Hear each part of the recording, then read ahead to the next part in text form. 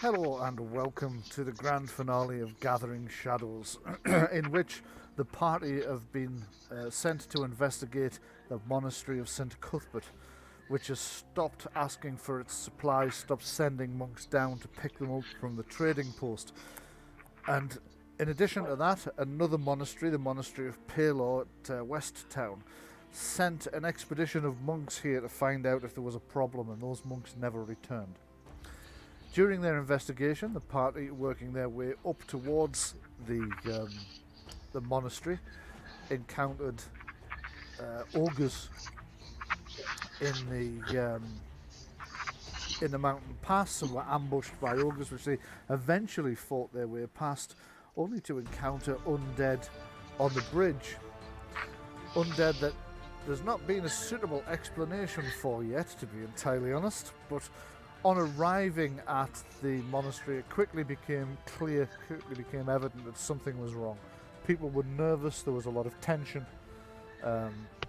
People didn't feel free to speak their mind.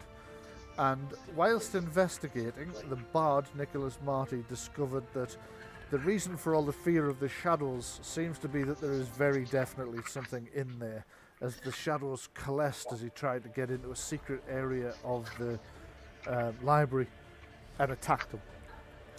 Eventually the rest of the party arrived looking for Nicholas, realising if he'd been gone that long there was a problem, and fought off the creature.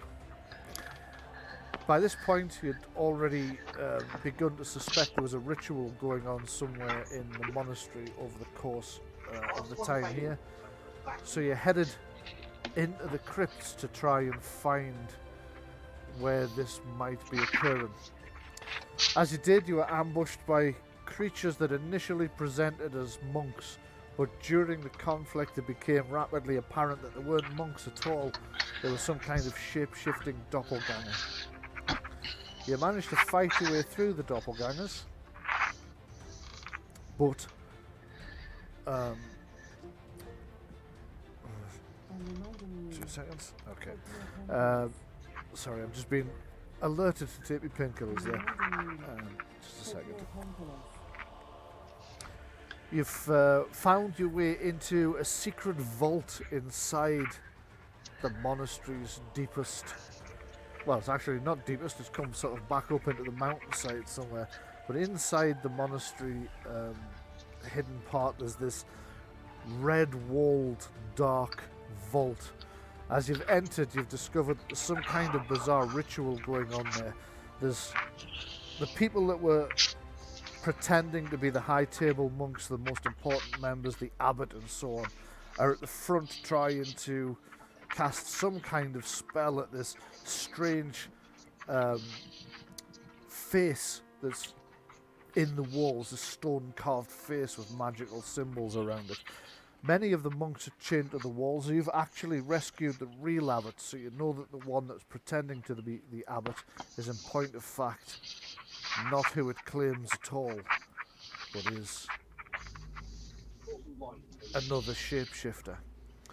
As he gives the order for his assassin Kubo Strike and one of the other supposed monks, who he referred to as Init Imush, to stop you, the assassin strides forward along with some of the cultists, whereas Imut suddenly shimmers and changes shape to reveal standing there in its place this incredibly handsome, slightly unearthly form of a incubus, seducer demon. We left it last week just as you were about to enter, and as Adrienne could hear whispers in the shadows telling her, "Join us. Join us. You are of the shadows, not of the light." Currently, there's no, you don't need to worry about that right now. If it continues, you might need a saving throw later, but for the moment, you're alright. So, can I have everybody's initiative, please? Remember to keep the cursor on your character. We did initiative last time, didn't we? No. I don't believe we did. You didn't. Or you've it looks like you've added everybody, sorry. I've added all the NPCs, so it's just the player characters to do. So highlight your character, click initiative on your character sheet, and that should put it straight in there. Oh, blooming heck, everything's in a totally different aspect ratio to what I was expecting. It's because you're on a different computer, isn't it, to normal? Yeah. So that's Gora and Kellen in. So I just need Adrienne and Nicholas Marty. Ticks. It's alright, take your time. Should be me. It's Adrienne, and I think Nicholas has just gone in as well. Indeed so. So that's everybody in. I'll just reorder this. Descending. We'll go to the top. And we see that the first person to act is going to be Adrienne. So, Mel, what would Adrienne like to do to open hostilities? So, I'm going to cast. I think it's. Is it Puppets of Fate? Puppets of Fate, yeah, okay. If you'd just like to go into your character sheet and cast the spell. Just grab me crib sheets here. Just should have done before we started.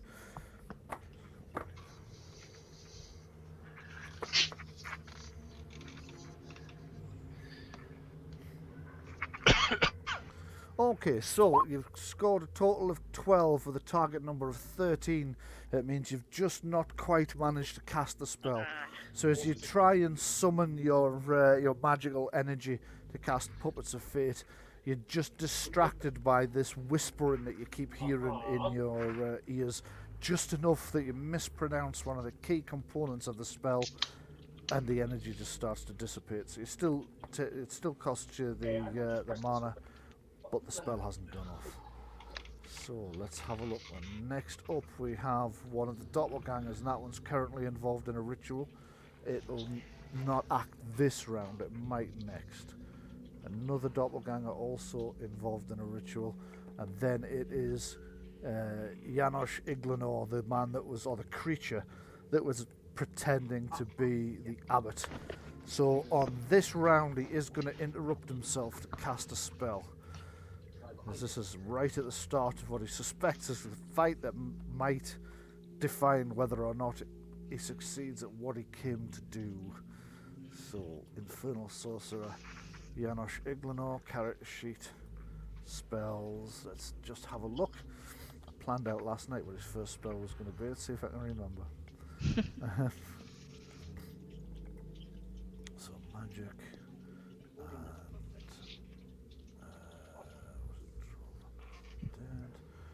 Draw power, I think, was the spell he was going to cast first. Let's just pull this down and check. For the remainder of the encounter, after casting draw power, your spell power increases by +1. Yep, that's the one he's going to cast first. So, casting draw power. See if he succeeds. It's a good nil. Oh dear, what a shame. Oh yes, of course, it's not added it up for me. Oh no, I'm going to have to do the maths myself. That's 12 plus his focus. Yep, he's cast it. That means his spell power has gone up to 18. So you see him kind of, he's got his book in one hand, he's kind of half reading from it, then he turns to one side, casts another spell with one hand, and you just feel this rush of energy towards him. You're not quite sure what it is, but for the rest of the encounter, his spell power is going to go up by 1 to make it harder to save. So, next up we have, let's have a look. It'll be this one over here, I think. Yeah. We have this shadow. Let's just see how quickly the shadows can move. Character sheet movement speed is 14. So, out of the corner of the room, the shadows begin to coalesce, and this creature comes hurtling forwards. 2, 3, 4, 5, 7, 8, 9, 10, 11, 12, 13. I'm going to put it there actually, so it's not over everybody else. And I'm going to turn it to face the way it's actually moving because it's less distracting. There's horrific shadows hurtling towards you out of the far corner of the room from round where you just couldn't quite see it past this stone increment with the I don't mean increment, but you know what I mean, this stone edifice with the carving on it. Next up we have Nicholas Marty. Right. I would like to try and get my character sheet open. How many dice did you roll for that? Right. I would like to make a figment. If I pass this roll. Right. Let's just have a look. Your target Passed. number was 10, you've passed. Cool. Okay, so... I would like to make a second illusionary Kellen. Ah, right, okay. How am I going to do this? Sorry. That's okay. I think we will just copy Kellen. Where would you like to place it? Just ping the area it's appearing. Somewhere near one of these braziers. Okay. Like maybe this one? Ooh, okay. Have you got the range for that? Okay, yeah, 2 seconds, let me check. If not, if there's one over on this side that I can't see, then that would be good too. There's 4 in total. I figured there probably would be. Yeah, forming a sort of oblong. Figment,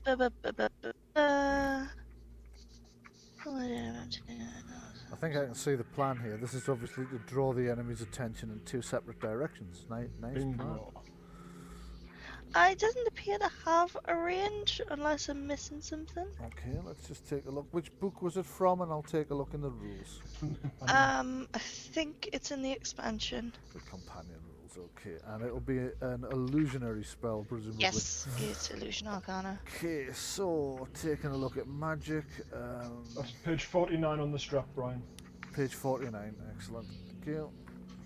Let's type that in there. 49, Illusion Arcana, Displacement, Figment, Requirements, Spell Utility, Magic Points 2, Casting Time, Target Number, Test. Right, okay. You conjure a single simple visual illusion. A figment can look like anything you've seen or can describe and can be no larger than two squares in size. It has no substance and makes no sound. Anyone with a reason to believe the figment might not be real can roll a perception seeing test against your spell power to see through it. You can impart motion to the right. There does not seem to be a list for the range here at all. I thought not. Okay, I'm going to allow it then. I'm going to say you can cast it over here. Cool. So... there we go. I've got Kellen. I'm just going to adjust that so it says illusionary Kellen. And we're going to change who has control of that particular version to, let's see, Louise. And I'm going to make sure it's got a vision set in the dynamic lighting. Yes, it has. Save settings. Okay, can you see, can you control that Oh, I now, can see Louise? everything now. Ah, you'll be able to see through its eyes, which possibly Yes, you but shouldn't yes, be able to. yeah, I can see it, yeah. I don't think that'll make any difference to the room effectively, because Yeah, and move. it's from... Just to talk about line of sight for a moment, you said that far corner where we couldn't see past the stone edifice with the carving. Yeah. We can actually see into that corner. Yeah, you can't. You can as players. Your characters probably couldn't see past that terribly clearly. But, Right. Fair enough. I'm not going to worry too much about it at this Yeah. point. Okay. And we're just gonna. I'm gonna reset that piece of music, which it stopped. And it shouldn't have done because it's actually set to loop. Okay. Right then, so that would be Nicholas Marty's go, and Figment No. is a minor action. Yeah, I was going to say that their go isn't finished. No, so Louise, if you would like Nicholas to take another action, you do have time to do so. Yes. The minor things, they count as a minor action as well, don't they? they do. Cantrips, you mean? Yes, they do. Yeah. Yes. Could I also have an arcane servant? You can, but actually you're not restricted to a minor action because summoning that figment was a minor action, so you could cast an actual spell if you wanted to rather than a cantrip. Because you've still got a major action if you want to take it, or you can just summon an arcane servant. Yeah, let me just have a sec. No problem. I just need to check some measurements and stuff that isn't to make sure I'm not putting myself in danger. Louise, does Nicholas still have the staff? No, Adrian? Adrienne has the staff. Right. Okay.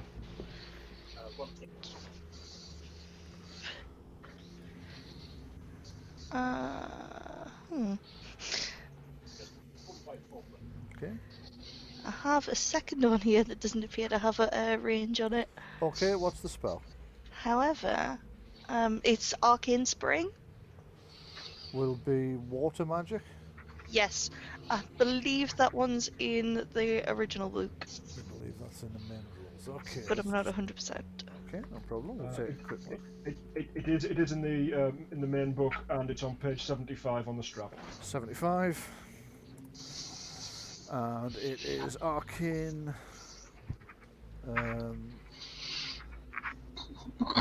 Spring.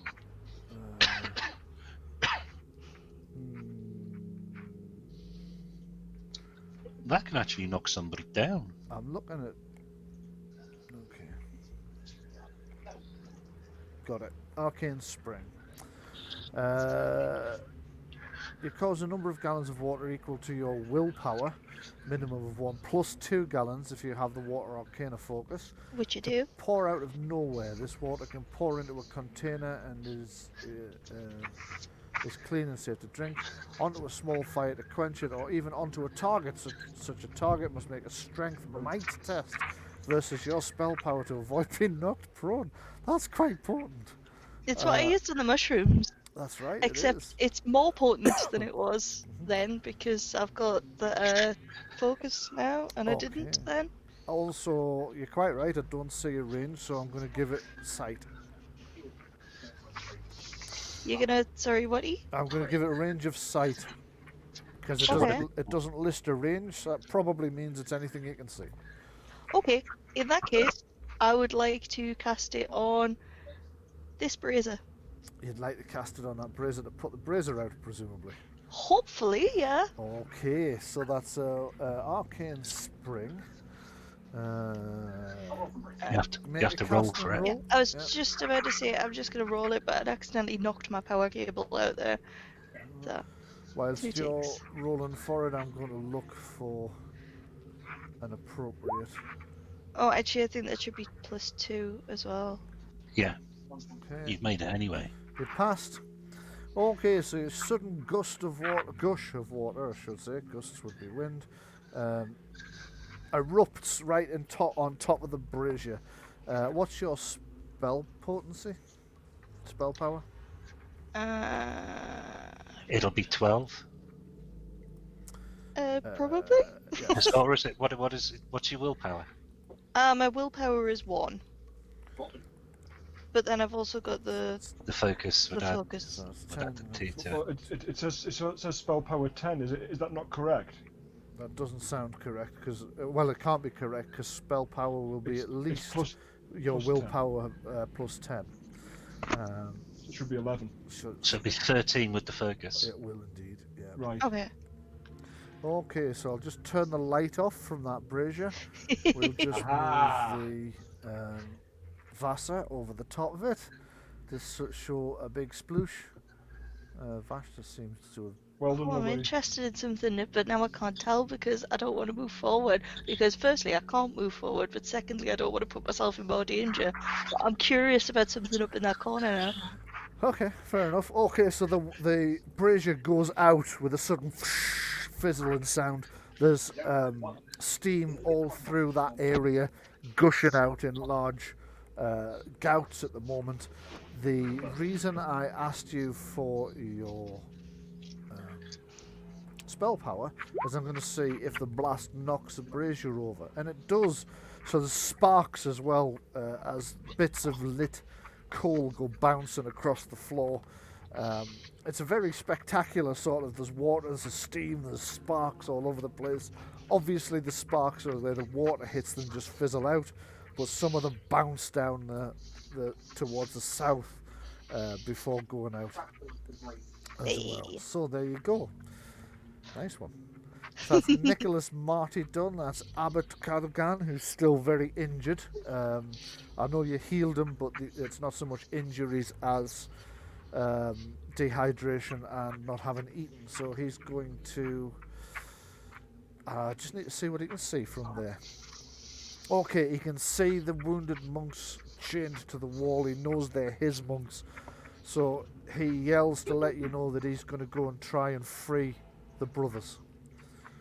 1, 2, 3, 4, 5. I take it he's going to head south rather than west. He is, because once he gets into the south, he can see that there are more brothers chained there, which he didn't know initially.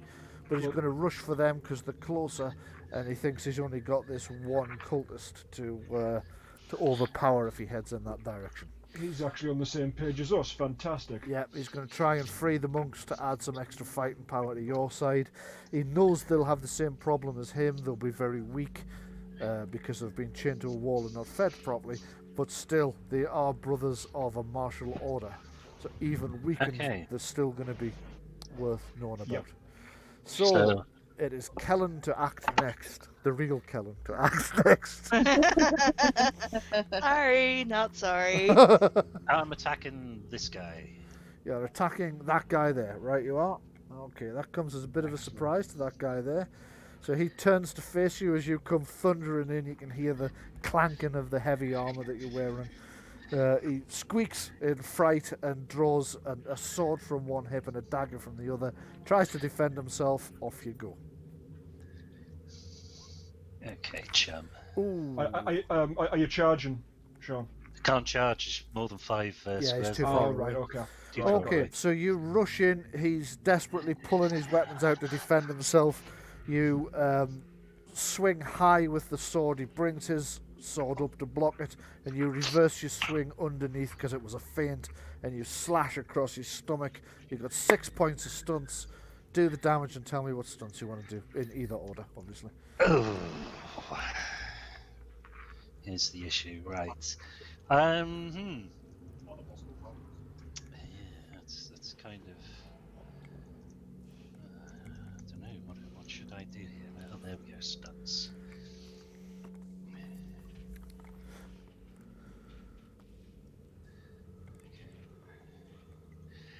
Boom, boom, boom, boom, boom.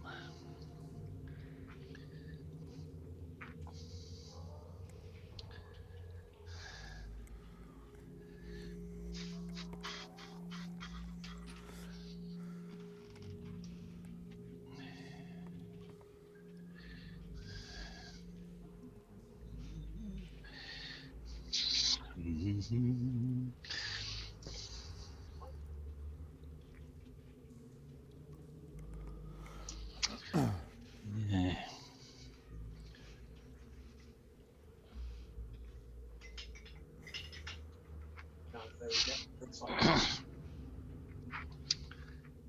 So I can't. Could I use a maim on him? You can use a maim on him if you want to. Yeah. Right. Pick a limb you would like to remove. He can't stand on one leg, Sean. Yeah, that's. See, this is where I'll go for a leg and then I'll skirmish him as such, but I'll do the damage first. Okay. Just for...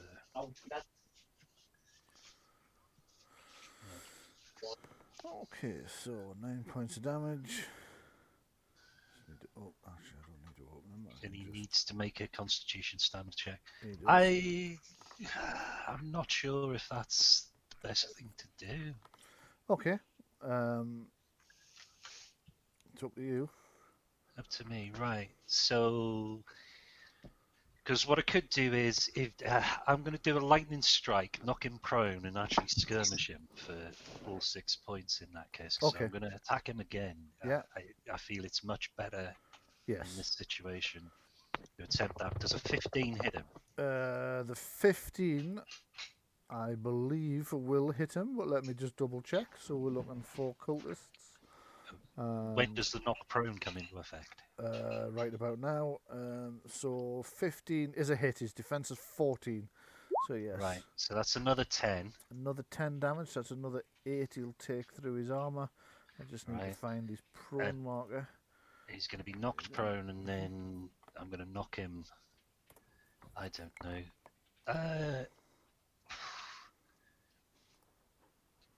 Is it possible to knock him? Hang on, let me get the marker. It says 2 meters into this guy. Yes. Yes, it is. Yeah. Mm-hmm. So basically, swing the sword across from left to right, hitting him. Yeah. Knocking him down and pushing him back into that guy. Yeah, you knock him into that guy. What I'm going to do is I'm going to make a roll for that guy as well to see if you also manage to knock him over. It's unlikely because technically it should be another stunt to knock him over as well.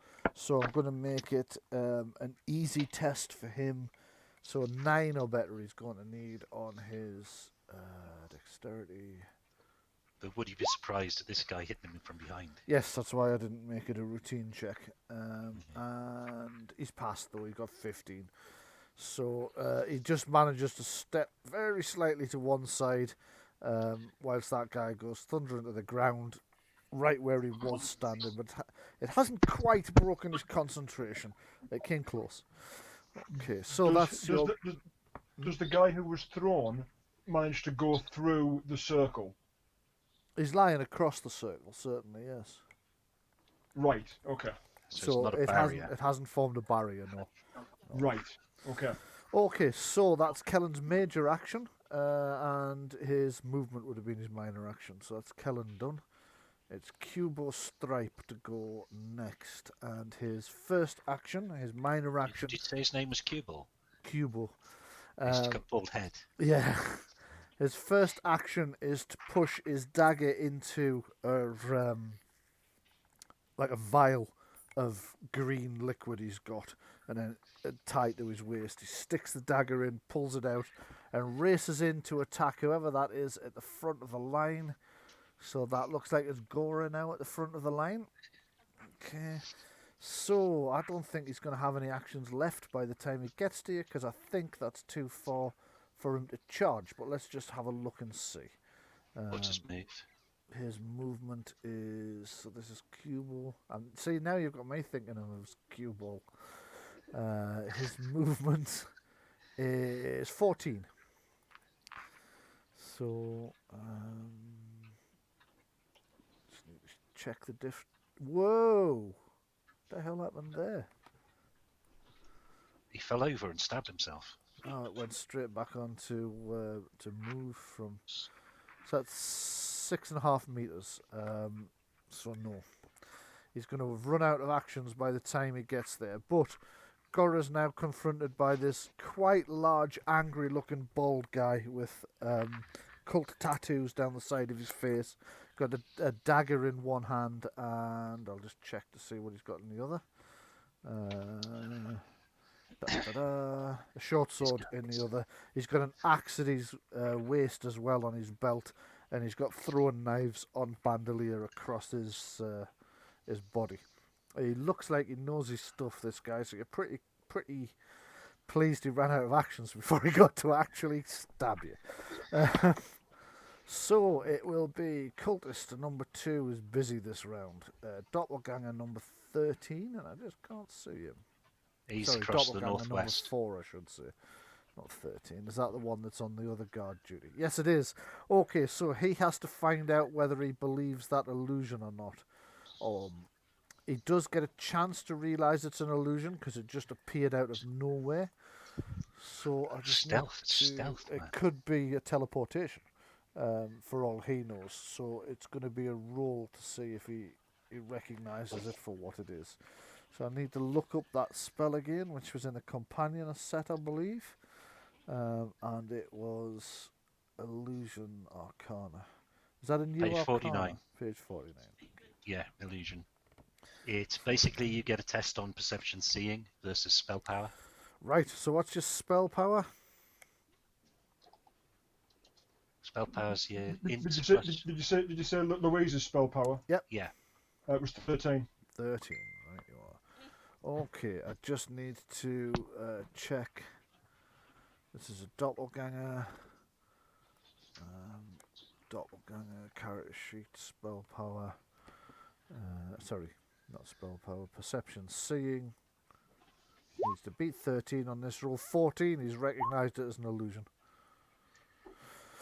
So he is going to draw his weapons and largely ignore the illusion and move in towards the real fighting, which is over there somewhere. So it's 1, 2, 3. He's going to get into about there. And I think that was Marie telling me that she's on her way back now. It was. So I'm afraid we're actually going to have to take our break there because there's too much of this round left for us to get all the way through before she gets back. So we'll take a break there. That's 3 o'clock. So if we say back here at 3:30, is that okay? Yeah. Yeah. Right, you are. I'll see you all back here at 3:30. I'll do the usual. I'll pop my mic on mute. You guys can continue to plot if you would like to do so, and I'll see you back here in half an hour's time. Okay. Okie dokie.